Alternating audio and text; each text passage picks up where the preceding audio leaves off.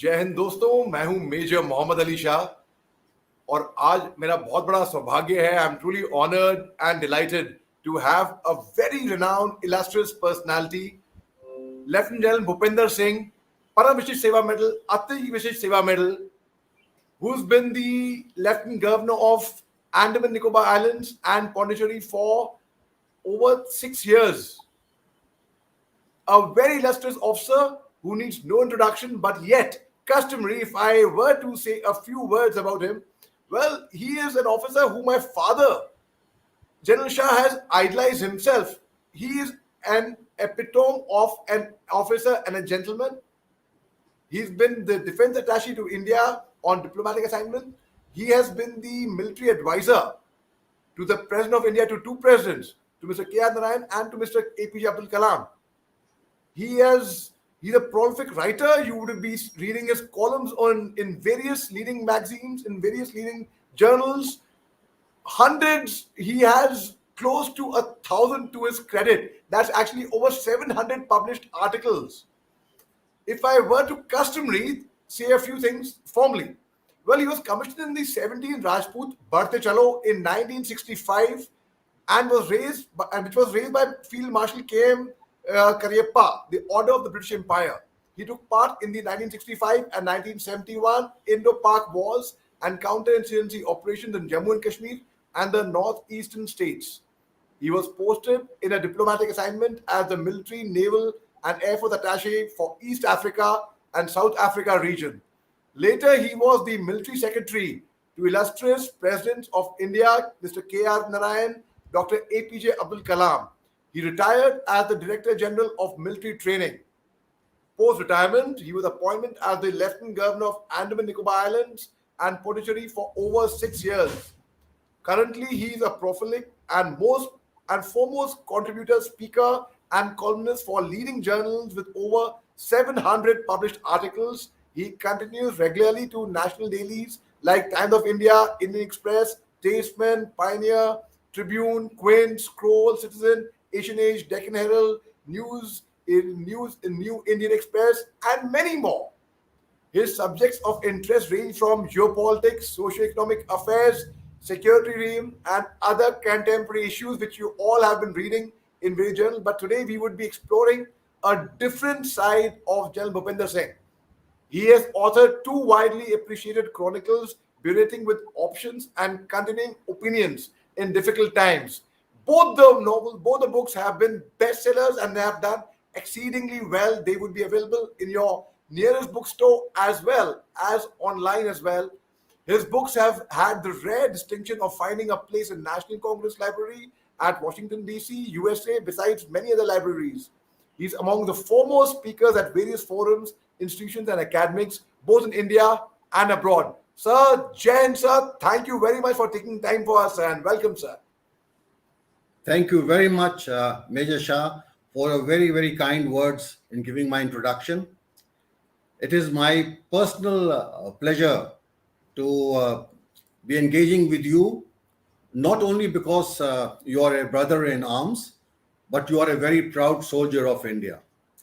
And more than that, you are the son of a very distinguished, very professional, and a gentleman general officer, General Zoom Shah, who's a close friend of mine, and we affectionately call him Zoom. So I'm very happy today to be having a chat with you this morning. Yeah. Thank you. Thank you very much, sir. It's such an honor. Thank you very much, sir. Sir, firstly, we'd like to know about your early childhood. What motivated you to join the army and how you thought of joining the profession, sir? Right. Okay. Ali, what happened was that, look, I grew up in a military family like you, right? Almost we have the same bearings. We may be geographically and generationally apart, but I think both of us are military brats, right? We were brought up in a similar environment where there was a lot of discipline. We were straightforward, and we imbibed values, which really were for the benefit of our country. My father, late father, he was a brigadier, and out of the 4 brothers, 3 of us were army brats, and even my sister married an army officer. So you can well imagine the kind of OG environment around me, which was all over. And I did spend a few years with my grandfather, who was an academician and also a historian.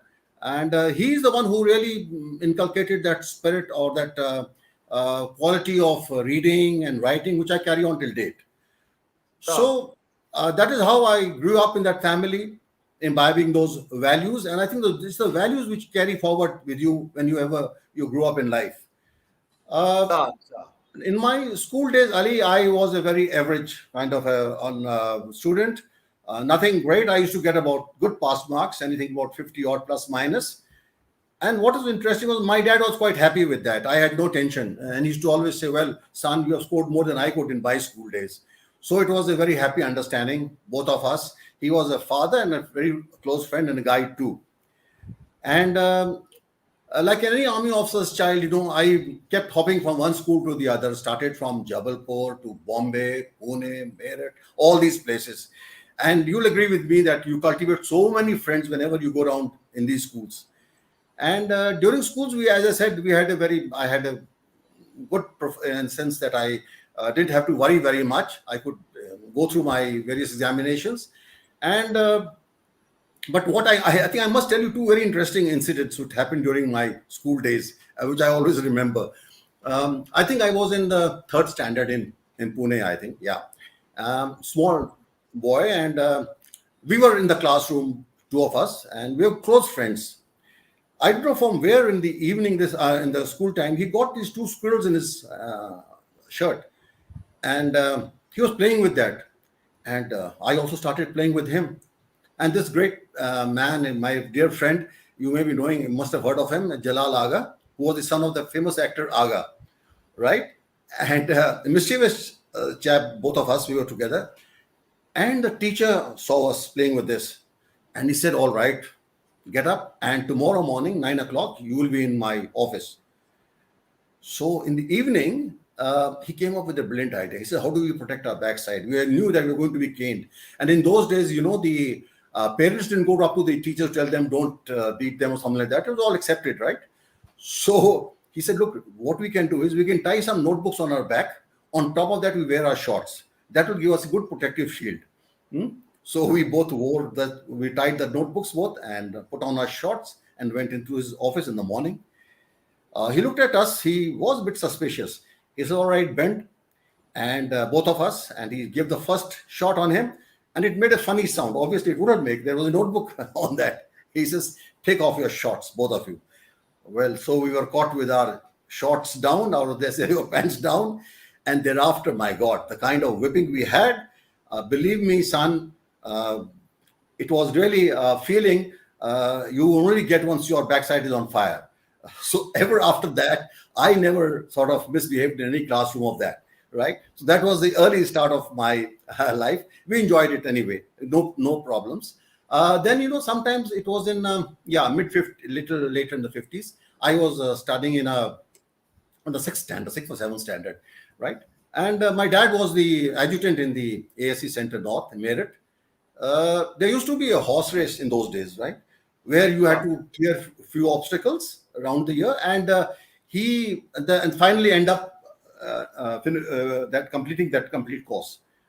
So these some young officers from the center, I don't know, they came up, they said, all right, son, you will ride that particular horse. I knew the reputation of that horse very well. Right. I said, no, sir, I'm not going to ride that horse. No, you will ride. You're a Rajput boy and all that, they sort of. So I said, sir, anyway, because I knew that reputation of that horse, every time he won the race, but without a rider on top. The rider was thrown off on the second or third obstacle. They said, no. So they put me on that horse and they tied my stirrups, everything, so that I don't fall off. I was a rider, all right, but not that good a rider, right? And a small child, I sat on that horse. And to cut it short, the race took off. And on the very first obstacle, he did all the stunts. He bucked, he jumped. I tried my best to get off. I couldn't get off because my stirrups were tied with the horse. So the reins went off from my hand. I caught hold of his neck. On the second and third obstacles, he did the same thing. Unfortunately, both of us were trying. I was trying to get off that, and this chair was trying to throw me off. No one succeeded. He carried on, and I held on to his neck. His mane was hitting my face. I was bleeding and thoroughly bruised. And I don't know what happened. All I know is next they visited me in the hospital after some 2 days. They said, "Son, do you know what happened?" I said, "No, sir. I don't know. I don't know what happened after that race. Who took me off from that horse?" He says, "You have won the race, and the race you have won is with the rider on top of that particular horse." So, but believe me, that particular ride, and thereafter I dared not go near a horse. Right? Of course, I did the normal riding in the academy days, but that was the kind of incidents one went through during this thing. Uh, you want to know about my then joining the academy. As I told you, I wasn't that brilliant a guy, and so my dad said, "Well, would you like to go for the medical science, or would you like to go for the engineering side?" I said, "No, Dad, that's not my cup of tea." He said, "Then try for the NDA." So I took the NDA exam, and with God's grace, I got into the academy, and that's how I started my academy. And that was in June '61. Yeah, that's right. And so that is how I had my training in the NDA. NDA was a wonderful fun because, as I said, it was all right. Of course, we had a tough time initially, for the simple reason that we had friends from cadets who had come from the RIMC and military schools who were very good in their physical training, all handsprings and front rolls and back rolls. It took us some time for us to catch up with that kind of thing. But generally, it was a fun life. We spent 3 years together and we caught up with them. So that was the kind of life we had in the NDA. Again, I must tell you one incident in the NDA, a very interesting one. Our squadron commander, or what you would like to call a company commander, he was a very well-known infantry soldier. I think everybody knows him in the army. And he later on commanded the Dogra Center, Colonel Babbar, but that time he was Major Babbar. Sir, right? Of course, I've heard of him. Sir. Yeah. A very strong, a disciplined area, very strong man, tough man. And, he would give us a demonstration of a first-class rope, first class on the beam. And so anyway, so one evening, it was pretty dark and a lady went past our area where we were living. Somebody whistled, and then that lady doctor, she went and she complained and rang him up that, look, somebody whistled from this particular building. And promptly, there was in no time, Major Babur was there with his, the way he used to sit on the scooter, very stiff, like an infantryman. He came there, he called me, he said, "Sergeant Major, come here." He says, "Who whistled?" I said, "Sir, I don't know." He said, "You don't know who whistled?" I said, "No, sir, I don't know." He said, "All right, then in that case, get the whole squadron here." So all 80, 90 boys of all the terms, put on your kitted order, with all the pittus and all on our back. And you start, so if you don't turn up, you will keep doing this punishment throughout the night. Now, actually, Ali, we knew who the guy was, right? But nobody would take his name. That was the kind of spirit. He said, "Nahi yaar, hum naam nahi iska batayenge." So we kept being punished the whole night. And somewhere later in the night, he called me. He says, "Look, they haven't yet told you the who's owned up." I said, "No, sir." He said, "All right. In that case, tell them I won't give any punishment. Okay? But I want to know the truth. Somebody must own up." So I came back, and the guy who had whistled, he said, "Yaar, ab mere ko jaane do. Let me own up. Bahut ho gaya." So he went and he says, "Sir, I'm the one. I'm the culprit. I did this." He says, "Good. I'm happy you did it." And he came back, and because he had given us a word that I will not punish you and it's all right. And then he came and spoke to the squadron boys. He said, "Well done. I'm very happy. I like the camaraderie you had amongst yourselves, the brotherhood, but this was a wrong reason, right? Don't do this ever again. Yes, you can show this camaraderie in the battlefield. That's perfectly fine." But that is what I was trying to put across, Ali, that we had that kind of brotherhood, that kind of camaraderie, and that fellowship. This may have been for the wrong reason, but I'm just trying to put across that spirit was built in amongst us as cadets, right?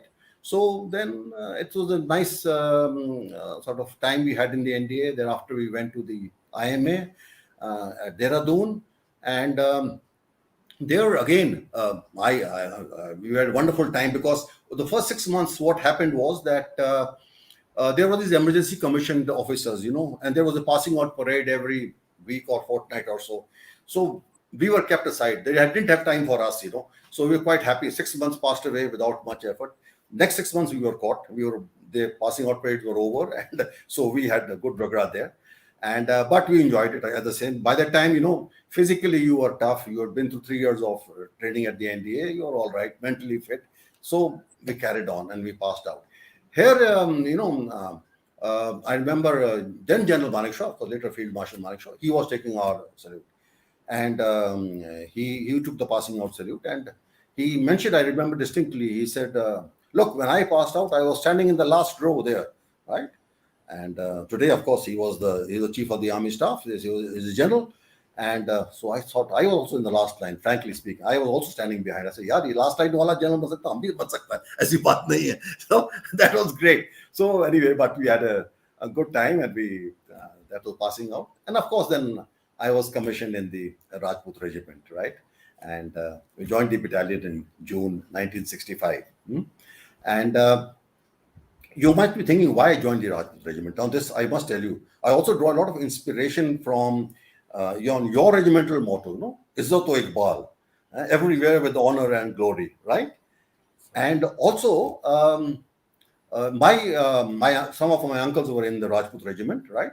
They had these mementos, and what was inscribed on the mementos was the line from Mahabharata. What it said was, victory or death in battle has been the religion of the Rajputs from times immemorial. It is his character that he knows no fear. What inspiring words, right?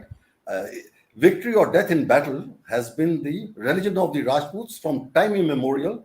It is his character that he knows no fear, right? So, so as a Rajput lad, I said, oh my God, great. And I had, read a lot of exploits of Maharana Pratap and General Zorawar Singh and all that. So I said, oh, I must go to the Rajput regiment. I went there.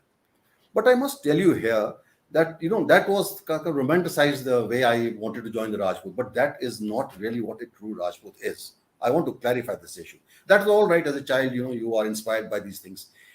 But believe me, when I joined the regiment, when I learned that, we had Sipai Kamal Ram. He was a Gujar. He was not a Rajput. He was Victoria Cross, right? He was the honor of our regiment, and a Gujar and from our regiment. Then we had Captain M.A. Ansari, a Muslim officer from 5 Rajputs. And this battalion had fought in the Battle of Hong Kong. And they were, they were sort of taken prisoners by the Japanese. Who treated them brutally. They hit them a lot, and so he was punished a lot, Captain Ansari, and but he also had some people escape. Finally, he was executed, and he got the George Cross. Right? He was a Muslim. Then we had Field Marshal Karyapa, my founding father of my battalion. Right? He's a Kurgi, and he was a great man, not only for the regiment, but for the entire country, for the nation. Right. Then I had a general. My first commanding officer was a Sikh officer, Colonel Gill, who was we used to call him Baba Gill, Second World War veteran. And so what I'm trying to put across is that they were the real Rajputs, a Gujar, a Muslim, a Sikh, a Kurgi, right? So what is actually a true Rajput? I want to clarify that the Rajput is not by Janam, it is by Karam. What you do as a Rajput. You have to be a Rajput by karma, right? So then I realized that is what a Rajput is. He can be any caste, right? It doesn't matter. It's no bearing. But what you do is what is expected from a true Rajput. And that is what we call a Rajput sort of warrior. And that is how I joined the regiment, and I realized that the true worth of a Rajput and what really a Rajput means. It's not to be born a Rajput. It's what you do, your karmas, that make you a Rajput, right? Very well said, sir. So the combination of my regiment is pure Rajputs, 170 medium regiment. So when I got commissioned as a young youngster in my early 20s, as a young lieutenant, I kept that big galmooch, sir, right in my cheeks. I think I saw your photograph also with the mustaches. Yeah, that's right, sir. That's right, sir. Yeah, I remember. And I learned to tie the safa myself, and I learned the talwar dance. Yes. Sir, I must share something very interesting with you again. About you're talking about horse riding. My father was a polo player, sir. He was a horse rider, right from the NDA days and such things. So he opted out. When he was getting commissioned, he opted for a horse cavalry, probably. Right. They give him an artillery regiment. They give him the camel pack artillery, 1851 field regiment. Right. So though he served with the MS branch, so in his TEDx talk he said the MS branch in their wisdom, instead of sending me to a horse regiment, send me to a camel regiment. Okay. Please say that on the lighter side, sir. Yes. So you are so right, sir. And for Dashera, I would do the Bali. I would be the first person ahead of my to troops to perform that always follow them. sacrifice. I know the Karni Mata Aarti, the Durga Mata Aarti by heart, and it was wonderful, sir. Excellent. I mean, following the tradition, Karni that's the Mata, beauty of we our have armed this. forces.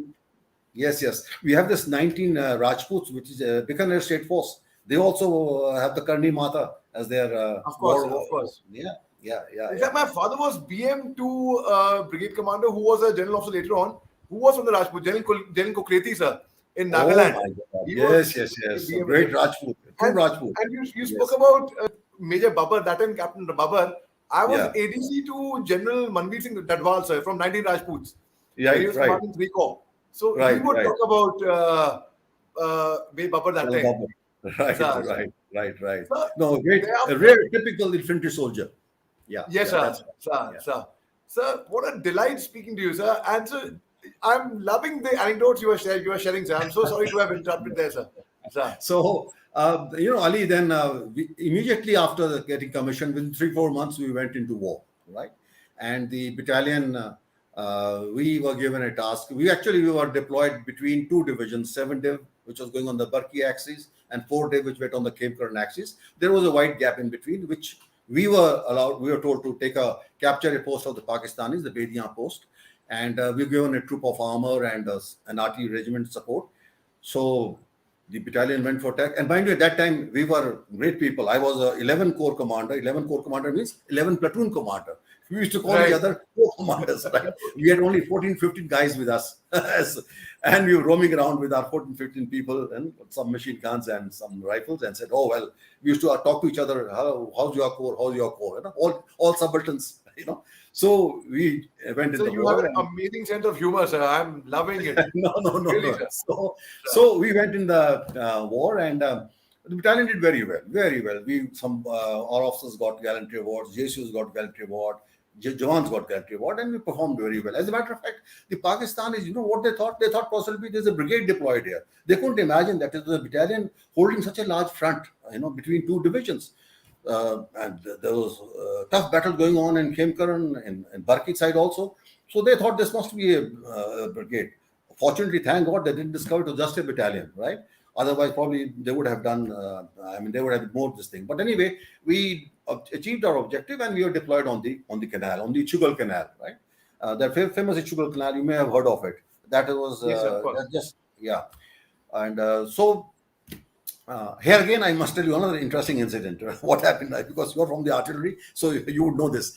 And I was sent to the divisional headquarters as a young officer for some work. I had gone there. It was pretty dark, night time. And when I entered the headquarter area, I found as subaltern, you're quite lost to enter such a big headquarters. For me, even a battalion was big. Imagine div headquarters. So I found one very senior officer shouting everybody. He says, "Come on, Jagar, Pakado, go get into your trenches. The enemy paratroopers are coming down. Enemy paratroopers coming down." I was a bit taken aback. I said, "What's happening?" And the whole sky was lit with lights and all that. And actually, it was the ek fire going on. So it was all lights everywhere. And I saw an old Haryana chap from Haryana, Captain Saab. I think he was the camp commandant, right? Old man, Second World War veteran. He came there and he says, "Haan, kya ho raha hai? Kya baat hai?" He's telling that senior officer, very senior officer, "Kya baat hai?" He says, "You don't know? The paratroopers are coming down."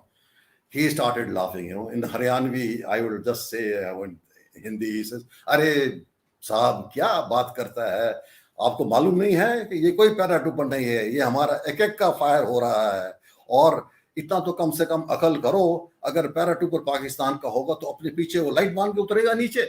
So क्या हमको गोली मारो. You are seeing so much lights there, and this man felt so small because I don't blame him. A lot of us had not seen it. We were not blooded in battles. We didn't see how an ek fires at night, right? So obviously. But he felt very small. He said, "Look, this man ticking me off." And rightly so. He was quite logical that even if it's a paratrooper, he won't light up his backside and come down. So that is kind of things used to happen. And another very interesting thing I must tell you, again, I talked of Field Marshal Karyapa. He was then General Karyapa.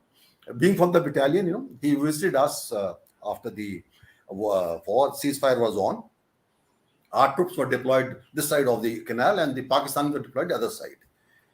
And so the word went round. Now, mind you, at that time, there were certain soldiers in Pakistan Army, some old JCOs, who had served with Karyapa, right? Before 47, because they were part of our, before partition, they were part of our division. And we had Muslims in our regiment also. Probably you went twice and joined the Punjab regiment or the Baluch regiment on the other side, right?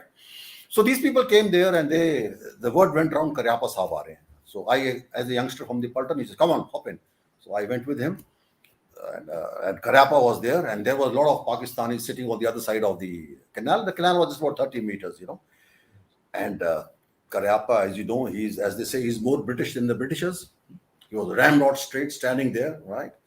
And so the soldiers all said, the Pakistanis, Karyapa Sahab hai, ye Karyapa Sahab hai. Huh? And he says, in his typical way, he says, कोई तकलीफ है तुमको? नहीं साहब. Pakistani they saying no, नहीं साहब तकलीफ नहीं है. खाना अच्छा मिलता है? कहता हाँ साहब, खाना भी अच्छा मिलता है. So he says, all right, अब तुम हमारा पलटन का नारा लगाएगा. He looked at me. He said, hey, come on, what was our पलटन नारा?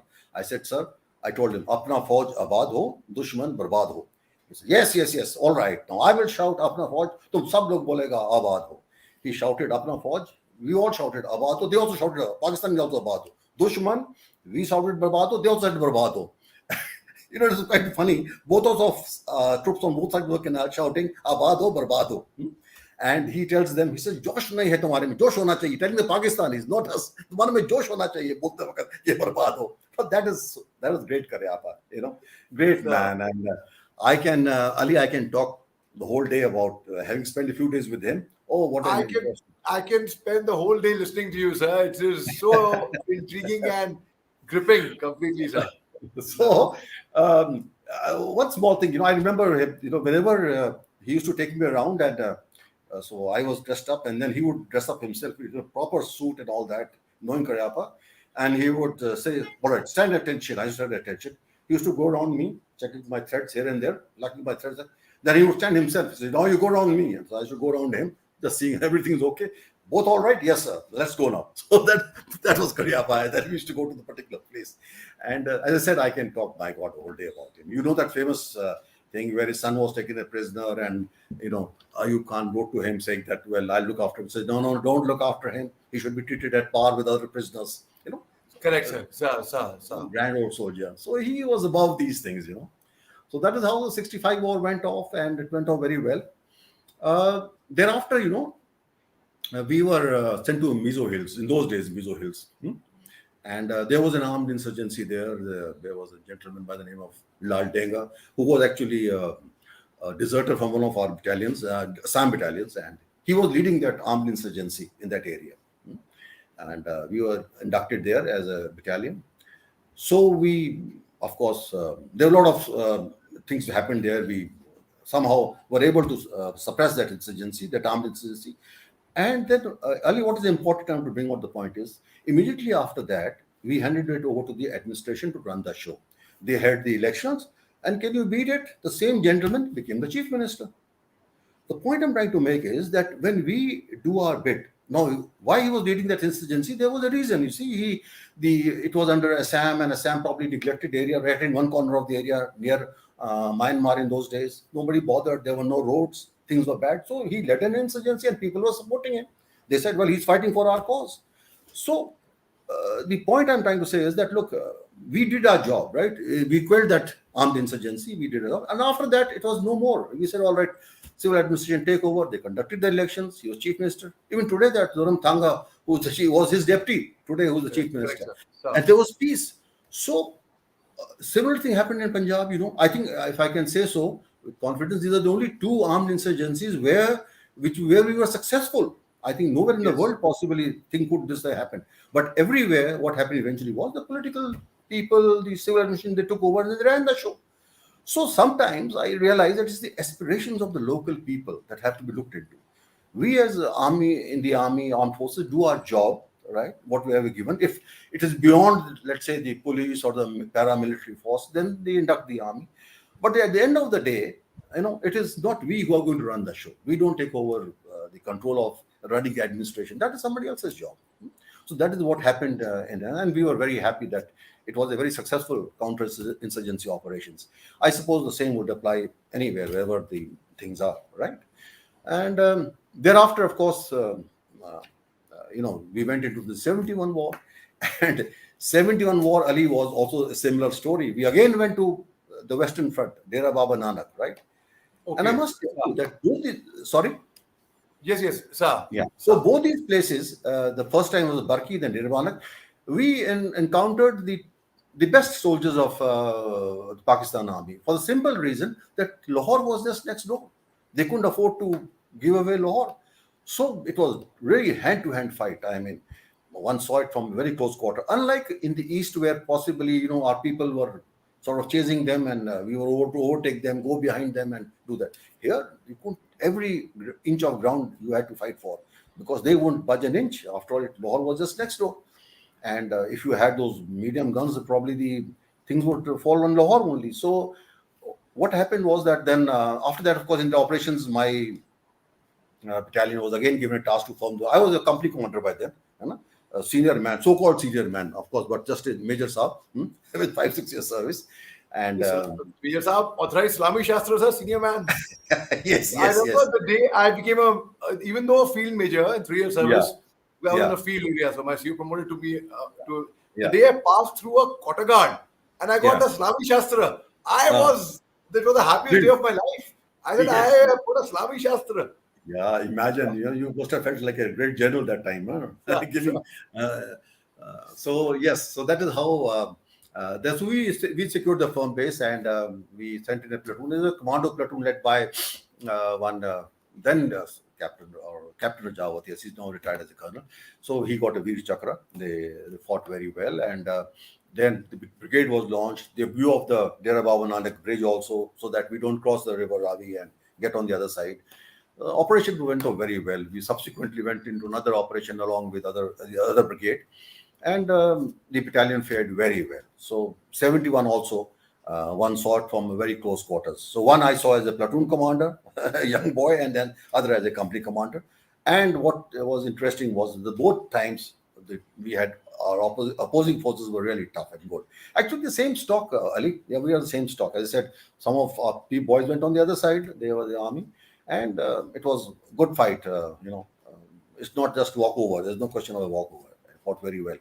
So both of these operations gave us a lot of experience in young. We were blooded into battle, I think, very early in life, and that helped us, to subsequently take on any kind of operations. Though, mind you, as I said very earlier, that insurgency and these are two different things. That was a conventional war where we knew who the enemy was, and insurgency is something different, right? So we have different. But yes, we had a lot of operational experience.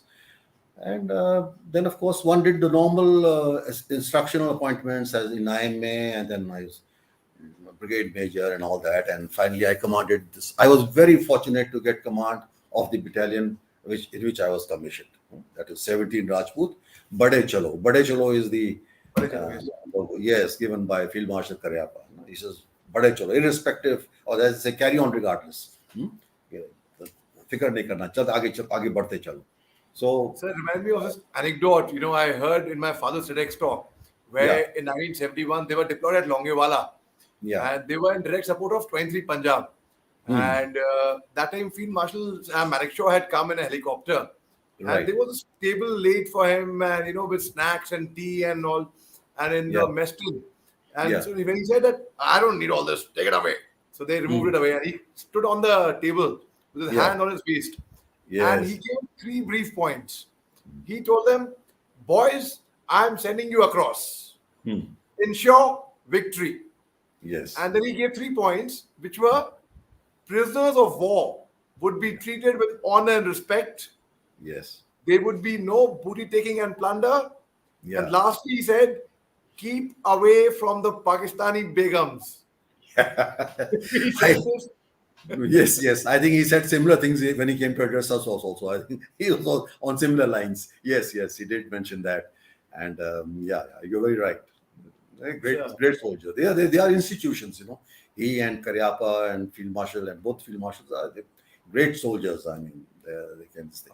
So, Ali, the command went off very well. The battalion, I had a wonderful time. And I tell you, with the hard work put in by all my officers, my JSOs, the Pelton did extremely well. No wonder immediately after command, they sent me abroad as the military, naval, and air attaché to East Africa. And the entire credit goes to my officers and men. To be honest, I didn't. I guess I may have just given some directions, but the fact remains, it is they who put up such a grand show. The battalion was almost the best battalion in the entire corps. So the people, senior officers, were very happy, and whatever it is. And so I got my posting to go abroad, and I was lucky that I went to the developing world. I didn't go to the developed world, such the countries there. And believe me, that was a wonderful tenure of almost nearly 4 years in that area. I was based in Addis Ababa, Ethiopia, but I used to cover countries like Kenya, Tanzania, Zambia, all these countries on the Mauritius, on the Eastern Front. And in those days, there was only another military attaché in Egypt who was looking north, and somebody in Nigeria who was looking on the west side. There were not too many military attachés there. But what I saw was there, I was very happy in the sense that, you went around, and interestingly, most of the countries were ruled by these dictators, young army officers. Where I was, it was Colonel Mengistu Haile Mariam, who had assassinated Emperor Haile Selassie and then took over the country. You had Colonel Gaddafi in Libya. You had Captain Sankara in Burkina Faso. You had this Flight Captain Rawlings in Ghana. You had Air Marshal Mubarak here in Egypt. So there were all these, young officers who had taken over their countries. I used to call them cowboys. They used to have those pistols dangling on left and right, and walking around with all kinds of medals on their chest. I don't know how they earned those medals, but it was all colorful chests they had, and with the pistols all around, right? And so there was a famous saying in those days there in Africa. He says, if you want to take over a country, very simple, 4 steps. First thing is you go and take over the president's palace. After all, get a band of about 200 or 300 people, men who are loyal soldiers, and take over the president's palace, number 1. Number 2, go to the Ministry of Defense. Take over the Ministry of Defense. Number 3, go to the radio station, announce to the country, we have taken over, right, the country. And 4th, go to the beer factory and have a good beer. So that was all. 4th was the very important thing, because if you announce the rise in any cost of beer, there was an absolute chaos. So the final thing was, go to the beer factory and enjoy your beer. So that is how they used to take over the countries. Well, that was just on the lighter side. But yes, there were all these youngsters ruling the countries in that area. But I think the important point here is, Ali, that I realize that what is very applicable now, that how important is democracy in any part of the world, you see. And I learned what is not that should be done in a democracy or in an authoritarian rule, where things can go wrong, right? Where, the rich become the richer, the poor become the poorer, and that gulf between the rich and the poor increases. Like in most of these countries, they were about 5-10% were rich people, rest were all poor people. All had that love for beer, and that's about all, whether it was Tanzania, Zambia, any other countries, right? So I think it was very important, part of my, shall I say, my not professional life in that way, but exposure to this kind of a diplomatic world, the diplomacy, the kind of lessons one learned from there, which is applicable today in all democracies also, including ours, right? That how important it is to sort of have the democratic norms followed, how to run the government in this way, and what not to do, which is very important, not to be done in those things. So that exposure to that extent was very interesting, very educative, and I found it really, it was something which was not part of my normal professional thing, right? And one was able to interact with a lot of these foreign military attachés, and they were also professional soldiers. But the only difference was some of these countries from the Soviet, in those days it was the Cold War era, right? The Soviet bloc, these countries, East European countries, they had these professional people from the intelligence corps coming as military attachés. In our case, it was general cadre officers coming for these jobs. Right.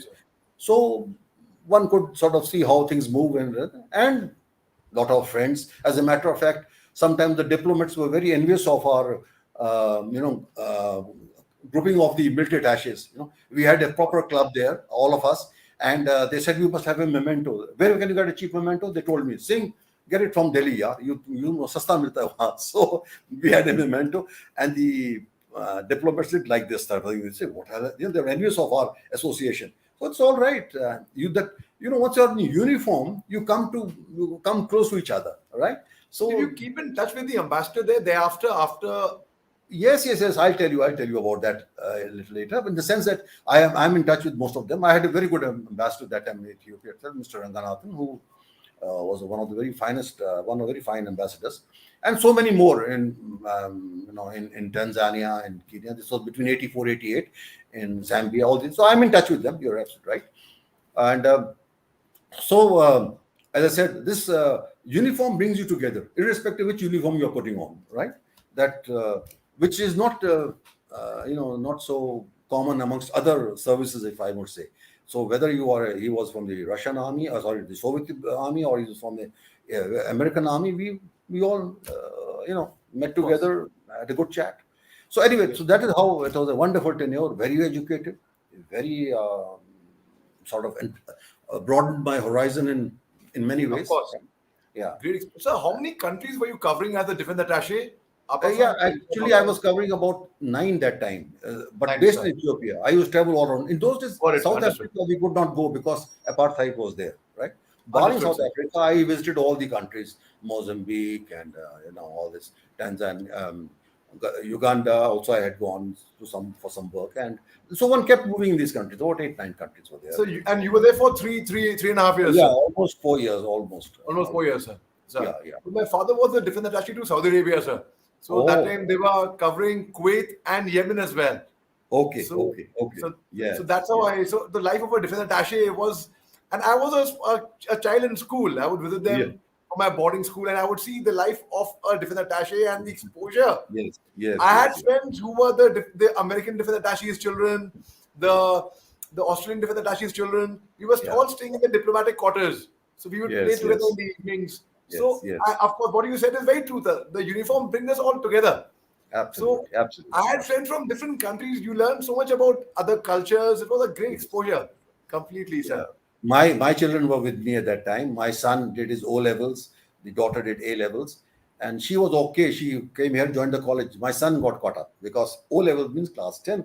He had to do class 11 and 12th here. A rough time. So he's with Nestle at the moment. So he said, "Dad, I'm not going to go abroad." And he cursed me. He says, "Look, the amount of trouble you gave me. I do my 11th and 12th here in India." So anyway, it was. They also enjoyed their stay, and so did we enjoyed stay. Came back, and then Ali, we were normal Colonel GS somewhere, and then in an operation this thing, and commanded a brigade, and that was in Dharamshala, and carried on till finally. I was when I was promoted to a major general. I came to the army headquarters, and it was that time when I was called by the president for an interview to be his military secretary, and it was the president was K.R. Narayanan. I was you asked me about the ambassadors in touch. I was wondering why I was called. I was in army headquarters, and I don't know why I was called. I think I don't know. I may be wrong, but he was from the foreign service. K.R. Narayanan. He may have spoken to some of his friends, right? And they must have, I don't know, I presume they must have told me, we know a Colonel so-and-so who was there that time. Where is he now? So they found out this guy is in the army headquarters. So obviously, I'm sure they must have said something good about me. I don't know. I presume so. And so he called me. He says, "Come over," and had a chat with him. And he says, "I think I want you to as my military secretary." I said, "Good enough, sir." And so there it was. And but I was very fortunate, Ali, to have served with two most illustrious and distinguished sons of India, as they were the presidents, Shri K.R. Narayanan and Dr. APJ Abdul Kalam, right? I spent the full tenure with Shri K.R. Narayanan and a few months with Dr. Abdul Kalam. Look, both of them were great soldiers. Let me talk about K.R. Narayanan. Now, he was a brilliant student, childhood, right? But despite his socio-economic conditions, right, he didn't have that enough money to sort of go around and but then eventually Tata's old Tata, GRD Tata, they said, all right, they sent him to England, in London School of Economics under Professor Lasky, and there Professor Lasky found him, he was his favorite student. He says, he wrote to Mr. Nehru, Jawaharlal Nehru, he says, "Look, what a brilliant student we have. Why don't you use him in your foreign service?" He comes, he says, this was told to me by the president himself. He came here, and there he was. He joined the foreign service. He was declared one of the best diplomats the country has ever had. And mind you, after he was the vice chancellor of JNU, right? He won 3 elections of Lok Sabha from Kerala. He became a minister. After that, he became the vice president, and then he came to this president's chair. Imagine what more can one have to come to this chair. He was, I think, no one can have better qualifications or competency to really come and occupy that chair. Just like So, Mr. Zakir Hussain, sir. President Zakir Hussain was the Vice Chancellor of AMU, yes, became the Vice President of India, then became the President of India. exactly. Sir, They were people with great constitutional values. So he also was one of those who could. He was such a constitutionalist. He could uphold the thing. Whatever happened down below, he made sure that you remained within the contours of the constitution. You did not go beyond that. He would be very firm and straight in these things. And I remember in one of his speeches where he mentioned, when I think it was Mr. Clinton had come down, he says, "Look, we are all a part of a panchayat of this world, right? Nobody is a sarpanch here. Eh? We are all punches here." So that kind of things. So he is a man who would put his words absolutely straight and uphold the constitution. In Dr. Kalam, I found again a very simple man, very accessible, very nice man. I think both were really similar, with very humble background. They came up, right, and they really upheld the chair, the dignity of the chair, the dignity of the constitution, everything. So I think I was very fortunate to have served with these two great men, and I learned so much, Ali. I don't know whether I would ever have learned so much if I had been in the profession itself. Yes, I would have learned about my profession, but to learn so much about the world, my normal discussions with him, we used to take a walk in the Mughal gardens, and he would tell me about his things, and it was great, spending a few minutes with him. These were, and man, you could easily access them. There was no problem, Any time of the day, you could just walk across and say, I doubt in my profession, you know it very well, I can't go and disturb a general without taking an appointment. But here was this man who was the head of the country. I could walk into his office, I could walk into his rooms, tell him, "Sir, this is," and the man. So both these people, they were very relaxed, very humble, very nice. It was a grand this thing, So when you talked of the ambassadors, that is where I remember. Maybe that could have been one of the reasons. I don't know why, but that could have been. And yeah. so that was a wonderful tenure I had. Of course, after that, I came back to the army and the DGMT. I was able to contribute his penny's worth in that appointment and bring up the sports and other things in the army. And we made that institute in Pune, right? And so one walked out, and then of course I walked out from that chair, and again, as I said, I don't know. I was called to take over as the Lieutenant Governor. I think there again, as I said, I presume, I'm not too sure. When I had gone to Ethiopia, there was a famine there. That great famine. Of course, very famous, yes, sir. And all that, and we had done some work there in that area. Maybe the government came to know about that, or maybe some ambassador had written in my dossier somewhere that yes, this Colonel Saab. I presume, I'm not too sure. But anyway, I was told, I said, look, our islands have been hit by tsunami. So the great tsunami which came in Andaman Nicobar and Chennai and Puducherry, all that area, it had devastated the islands, right? And things were terrible. The tremendous loss. Some of the islands were washed away. A lot of people died in that. Our Air Force had a lot of casualties. They had an air base in one of the islands there in Nicobar that was washed away. So basically, it required a complete rebuilding of that area, rehabilitation of these people there. So then I was told, asked by the Prime Minister, he said, "Can you take on this job?" I said, "Sir, yes. And I want you to take it over in a manner military, like, right? You must do it." I said, "Right, well, I'll try. I'll do my best, sir."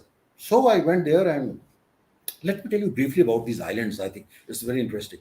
These islands are far away from us, about 1,200 kilometers from Chennai to the east, and lies there in the base. And it's inhabited by some of the primitive tribes, you must be aware. And also, of course, there was a mix of these people from India. They had these, the convicts used to be sent there in the cellular jail. You must have heard about that. The famous who were given life in prison. Yes. Yeah. So they were there. And then beside them, they were all our mix of crowd. I used to call it Min India. They were Tamilians, they were Bengalis, they were Gujaratis, they were Maharashtrians, Punjabis.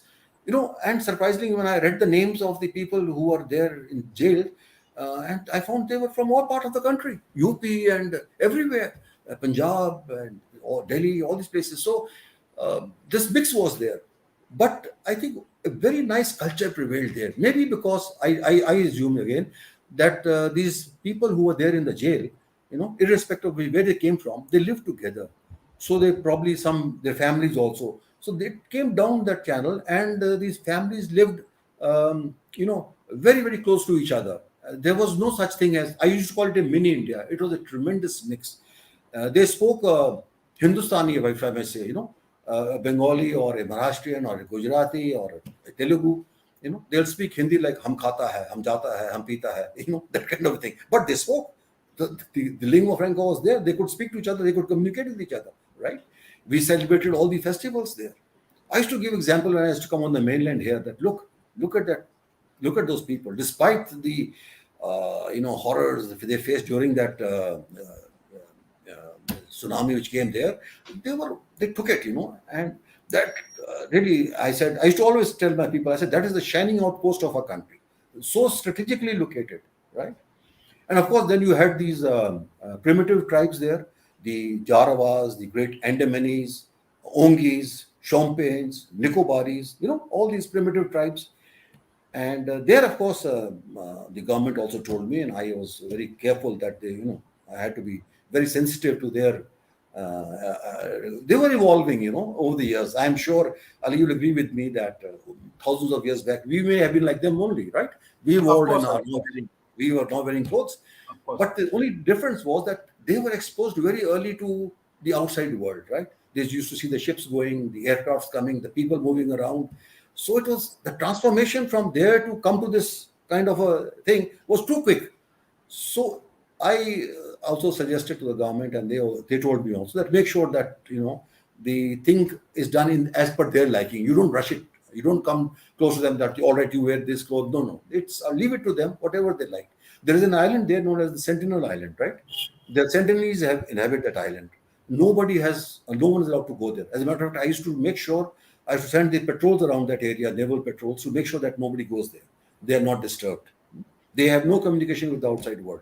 Must be 100 plus people. They are still living there, but absolutely nothing. Sometimes you see them coming outside of the island somewhere and trying to do some fishing around with their spears and all that.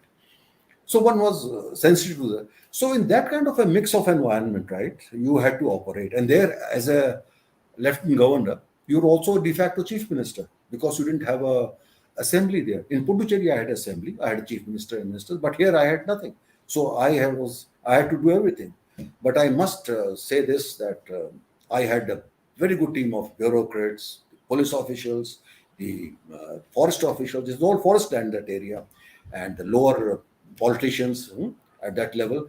They all worked very hard. And some people tell me, when people talk about bureaucrats, I think every organization has its share of good people and people who don't work also.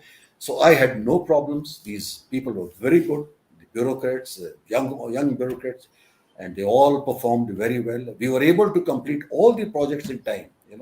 That was, the entire credit goes to them and the local population because they were very supportive. Look at an island like Nicobar, just completely washed over, right? And they were there. They said, "Koi baat nahi, this time we'll do it." They wanted something to be done, some jetties to be made, some things to be made. Also, we did all that. So we were able to do the complete rebuilding of those islands, rehabilitation in a matter of 3 to 4 years. All that was done. After that, then of course the Prime Minister said, "No, now you must do something for the tourism." So it was. I said I've had my share of field work, but anyway, so we then, I took on some projects on tourism. We brought in some seaplanes, and I can tell you one thing, Ali, those islands are beautiful. There are no comparison. People go to Goa and these places of Chennai, come to those islands. My parents visited Andaman and Nicobar just a couple of years before you took over as the Lieutenant Governor there. Just a couple of years. It's a I wish they had gone there during your time. It would have been a different experience altogether. The islands are so beautiful. The beaches are so nice. The most beautiful beaches. The marine life is so good, and the waters are so clear. You can see the marine life down below, right? You can't see these things anywhere else. And so these islands are beautiful. I'm very happy now. All my predecessors there, my successors now, they are really putting in their work and trying to sort of build up those islands. There's very fine connectivity now from, I think, Chennai, from Calcutta, from Delhi. There are regular flights going on, and I think gradually I'm very hopeful that people will visit those islands more. And they need not go to the Caribbean islands or anywhere else. These islands are far more beautiful, far more rich in nature, right? And the flora, the fauna in that area is fantastic, fantastic. So it was a very satisfying kind of a tenure one had, in that area, and one was very happy to see how things moved. But again, I said that one important thing really which I did there was, there is always that little feeling of because of the distance involved, right? The islanders felt that probably mainlanders don't know too much about us, or they really don't worry about us. So there is a geographical gulf and there is a emotional gulf, both things, right? So I had to bridge that emotional gulf, right? Geographically, all right, I put in more ships, better aircrafts, but this emotional gulf was very important. I convinced the mainland people that, look, these people are so nice, so beautiful, so good to interact with, and then kept telling the islanders that, look, they have a lot of time for you, right? Whatever you people ask, I get it from the government, they give it to you, and this thing. So that emotional gulf has to be bridged. That's very, very important. I sometimes I also think of some countries like even the recent Ukraine thing, where you find that if you can't afford to neglect your outer world, right? You have to take them along with you. So these people are very good, and they felt very proud Indians. They're very proud Indians, particularly as when they said that, look, Subhash Chandra Bose hoisted the first national flag here, right? And look at our ancestors here. They were all here in the jail. They fought the freedom struggle. They're very proud people that way. And so I thought they need to be given their due. There's no doubt about it. And so it was very satisfying. I'm in contact with still many of my friends there. And I ensured that our Nicobari girls did very well, incidentally, in national sports, in rowing and yachting, all these kind of games. They were very good, and so now they are participating in almost all activities. They become doctors, they become engineers. So when the Nicobaris can do it, I'm sure the other tribes will also follow up. Gradually, they will come up. Nicobaris came early because I think the missionaries had gone there, and they were able to sort of get them on the thing. So I'm very confident that these islands will grow now from strength to strength. As a Fauji Lieutenant Governor there, who's also the de facto Chief Minister over there, so there's an army brigade also over there. So how was it working with? Because you must be working with, they must be working with you in tandem, and must be easier for you. I mean, to probably pass your instructions to the army and to work with them, and they to work with you. The synergy, energy must have been a very smooth sailing, sir. Yeah, absolutely. There's a brigade there, but there is also this command, integrated command, right?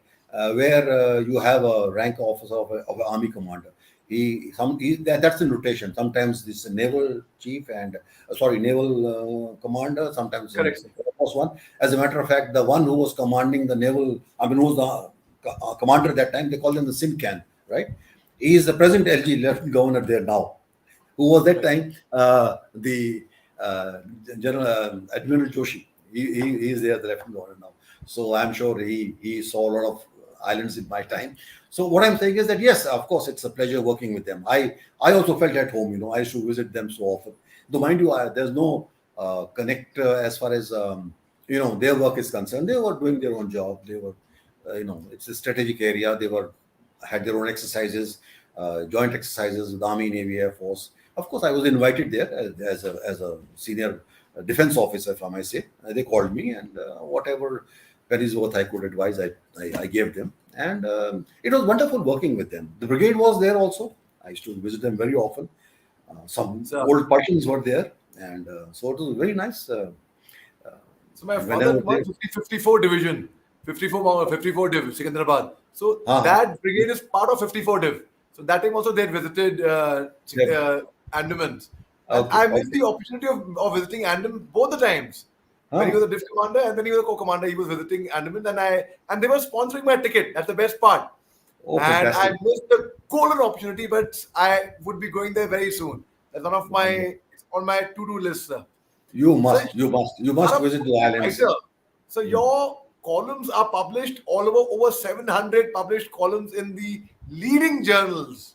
Sir, how is it now as a writer? Because you have written two best-selling books as well. And Yeah. how's life as an author, as a writer now, sir? Ali, yes, a lot of my friends ask me, he says, when do you get the time to write so much? I said, no problems. I do two things only these days, actually. I go around, have a knock at the golf course with my friends once or twice a week, and, just Where to do you sort of play, sir? I play in Chandigarh. Sir, There are three courses here. There is a Chandigarh course, there is a course in Chandi Mandir, the army course, and there is one in Panchkula also. With sir. God's grace, I'm member of all the three, so one can go around and knock anywhere you want. So I like to my go and play. POC, sir, when I was in Tendiv, General Yeah. B.S. Jaswal, he retired as the Ah, Northern Army Commander. He settled in yes, Chandigarh. yes. He's an avid Ye- golfer as well, sir. Yes. He is there. Yes, we meet quite often. We Sir, have a think tank here, and people come meet us. Yes, he's here very much with us, and so it's good. So one goes around, but I spend a lot of time, Ali, at night hours to sit down on the laptop and go to Google Uncle to check my certain facts and figures sir, because I have to tell you this to you, sir. Whenever I read, see, I speak on a lot of different matters on different television channels. Sir, whenever I have to speak on any of the topics I have, all I have to do is go through your articles thoroughly. They are so well researched. The data, the facts, the statistics, the events, the dates, the names of the play, everything is like to the point. And when people compliment my analysis, sometimes when I do well, once in a while, that is, no, they compliment I analysis. know And the you. credit goes to General Bhopinder Singh's article, which I read, and that's what I'm presenting over here. You speak so well, and no, that's Abhi, as I say, na, I have a khaka in my head, right? फौजी में ना khaka बन जाता है. I just have to join the dots here and there, right? Check up what's happening here, what's the condition, which personality is doing what in detail is doing what. So one, keeps writing. And you've seen I've written all kinds of subjects. I don't confine myself to particular military subjects as such. So it's interesting. It's so satisfying also. You also do it. And when I get the feedback from people, right? That's most important. I get sometimes a lot of youngsters from South write to me and say, sir, this ye nahi hai, wo galat hai, ye theek hai. And I love it because I always say that any feedback, whether positive, whether negative, doesn't matter. It enhances your knowledge. Yeah, you look into that thing. If he suggested something, well, I have to go and read that and say that yes, it is right. So I'm never critical of anything. I love people giving me feedback, whatever be the thing. They may agree with me, and you would have seen I've tried to be as objective as possible. I don't take a partisan line. Right? I'm pretty straightforward. That's why I said I don't like uh, going to television debates, which is a fish market these days. Unfortunately, I don't like Totally. participate. Yeah, I don't I like. I so agree with you, sir. I so agree with you. So So and I had my reservations initially when they uh, called me that yeah, I said no, I would not like to come because everyone's jumping around and screaming like monkeys over there. I would not want to. yeah, They said, no, we'll give yeah, you a proper chance to speak. So yeah. I wonder if you've heard any time if you heard me speak. No, I I hear you quite often on the News X and sir, channel. Yes, I sir, see you I there, and speak then very calmly, you get sir. yes, and they give you time also to speak. Sir, But if you go to some other channels, you know it. I don't have to mention the names. Very very sad. That I find my own fraternity people, in the regimental regalia and with all kinds of things and participating in that kind of a manner.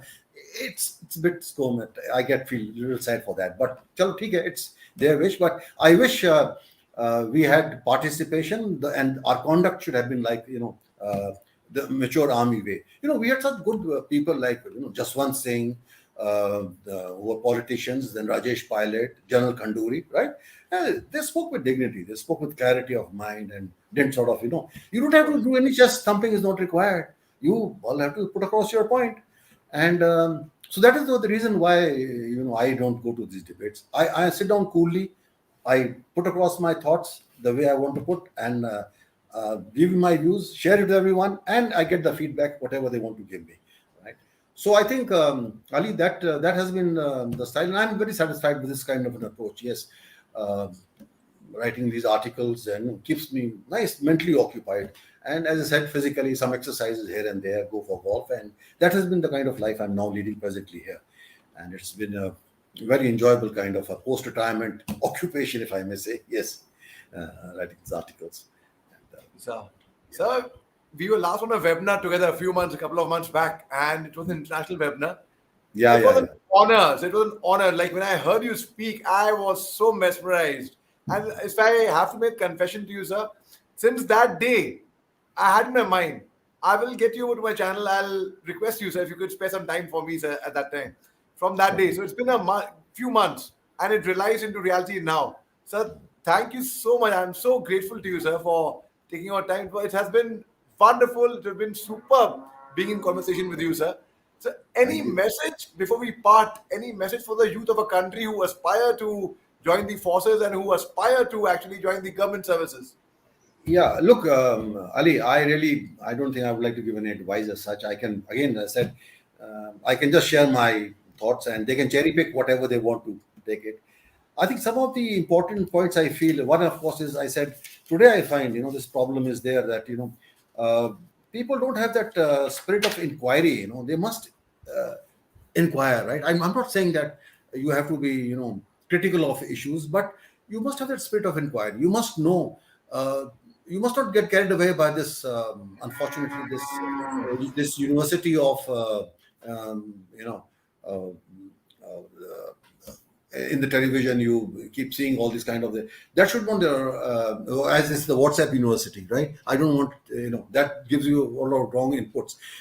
They must read, they must open up and ask pertinent questions. And because this is the trouble I found, that particularly as an infantry officer, as a young officer, I found that we were difficult. I remember as a young officer, somewhere I was talking about in one of the mess discussions, I said, "Sir, I read a book on Rommel and I read a book on this thing." And so my good old CEO in those days, said, "Arey tum bloody Rommel ka baat chodo, apna section command karo, platoon command karo."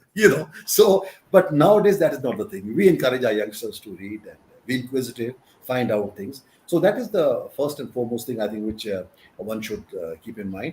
And of course, as I said, the I tell my youngsters that reading is form it as a habit, as a read and read, keep on reading, because that's the only thing. Unfortunately, in the infantry, I don't know nowadays, but in our times at least, when we were in the pickets in the top hills, you get ample time to read, you get ample time to do what you feel like, you can cultivate any kind of habits. But reading is by far the first. I told you earlier that my grandfather is the one who really inculcated his habit in me to read, and I do so in my children and my grandchildren. I'm sure you read some articles from my granddaughter Sana. Sana, of course, of course, sir, of course. Of Yeah. course. In fact, I complimented you also, sir. Yes, Sana yes, did yes. very well, sir. So I think that is very important for us to do. And sometimes, a lot of youngsters ask me, "Sir, we should remain away from politics. Why should we join politics?" And I always keep saying, no, look, I think why not join politics, right?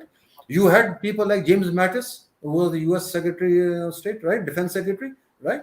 He was a retired general, and besides being a Marine Corps general, he had in his personal collection 9,000 books. As a matter of fact, he was called as the adult in the room during Trump's presidency, right? So look at that. These should be inspiration for you. I also served under some very distinguished generals, General Y.N. Sharma, General Harwant Singh, General Sami Khan, General Raghavan. They were giants, intellectual giants. They were so professional in their approach. It's from them I learned all these things: how to go about, how to write, how to conduct myself. So I've been very fortunate. An average man like me, I've been very fortunate to have got such people to serve under such presidents, under such generals who taught me this and those times. And so one learned a lot throughout your life. You keep learning. And as I said, that one should read. I think reading is the answer. The more you read, the more you grasp things of it, right?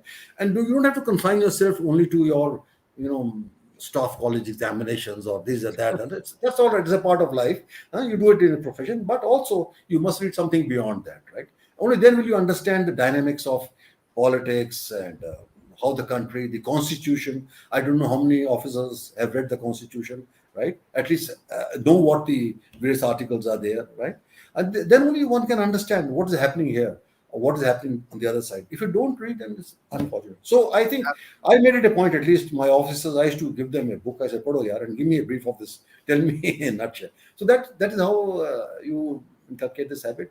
Otherwise, I think our youngsters are doing very well.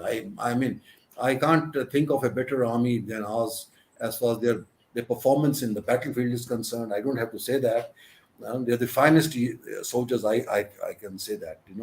Our junior leadership is so good, perfect, absolutely. I mean, they have led personally. They have led all these attacks. I mean, I remember in one of the remarks somewhere, some Pakistani visitor had come and I said, and he was saying, he says, "Aapka jo junior officers hai, bahut dil wala aadmi hai." I said, yes, they are. So that there's not, sort of coming from that side. It's just a question of rounding their personalities and their exposure to other things. So this is all I can tell my youngsters these days. And I'm sure army is, I can tell you, it's the best profession. I was very unhappy with my son, and he didn't follow the traditional thing. He says, "Dad, come on. The grandfather was there. You are there. Enough of it. Now let me go to the corporate world." So he looks like a soldier, all right, but he's in the corporate world, right? And he's at the Nestle India Limited, and is quite happy there. But what I'm saying is that yes, it affords you ample opportunities today, whether it is sports, right? Whether it is outdoor activities, you go abroad, all kinds of things. You take part in so many activities around. At least I can give my own example of having gone outside here, there, and it's the finest life I think one can have. Jungle mein mangal wali baat hai. So wherever you are, you enjoy yourself. Yeah. So, And I would advise all my youngsters, come to the army. Please come. Army, Navy, Air Force, whatever they like. I mean, it's their choice. Yes, you want to be a doctor, so go ahead. No problems. But I can assure you, life is very good. It's a very adventurous life. Anybody who's fond of outdoor life, come and join the army. Yeah. So are you in touch with your ADCs, the ADC in the army and the ADC when you were a Lieutenant Governor, and also the ADCs to the President when you were the Military Secretary, the MA with the President, sir?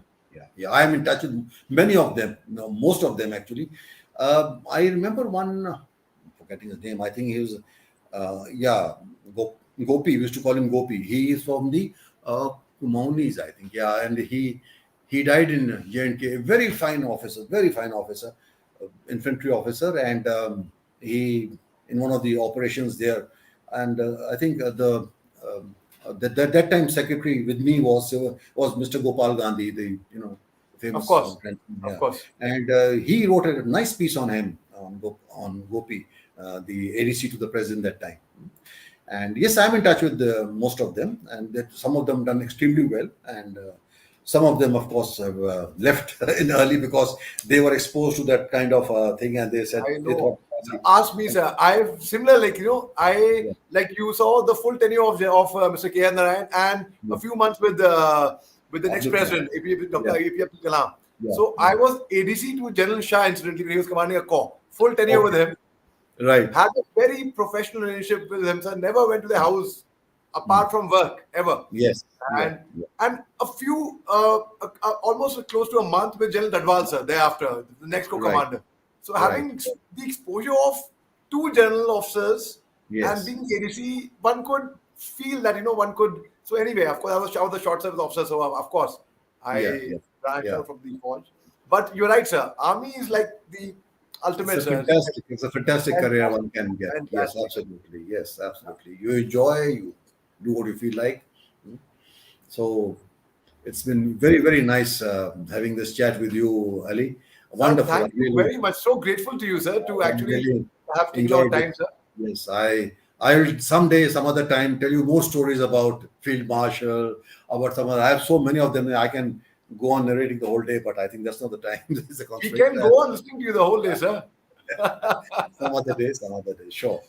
Sir, the way you narrate the stories of these generals about Field Marshals, sir, I'm telling you, your youngsters narrate the similar stories about General Bhopinder Singh. General Singh, this, that. So it's great, sir. It's wonderful. Like, sir, I was in a conversation with Honorary Captain Yogendra Singh Yadav, Paramveer Chakra, a few days back. So he was telling me in the interview, he was telling me that, class 5th में थे, हमने मीर अब्दुल हमीद के बारे में पढ़ा था, परमवीर चक्र. उनसे मैं बड़ा इंस्पायर हुआ था. हाँ. So same thing I told him. I said, जब आप क्लास 5th में थे, आपने अब्दुल हमीद के सामने के बारे में पढ़ा, और अब लोग बच्चे आपके बारे में पढ़ते हैं. बिल्कुल बिल्कुल, that's true. That बिल्कुल ठीक है. Honorary Captain Yogendra Singh Yadav, Paramveer Chakra. आपको Yes. कैसा लगता है that way? So Yes. similarly, the Yes. way you talk so fondly about the generals, the field marshals, then similarly, sir, the youngsters talk like that about you. Yeah. Well, I wouldn't know that. I suppose you would know that. And no, I'm happy. Really, it's wonderful. And I enjoyed my life in the army. I can tell you, I in the company of some very good seniors, very good contemporary officers, my subordinates. I was very lucky to have excellent teams wherever I went, including the civil field also, including out of the army, in the army. Whether it was bureaucrats, whether it was other officers, I was very fortunate to get a very fine team wherever I That's went. all your God leadership, has- sir. No, God has been Because very kind.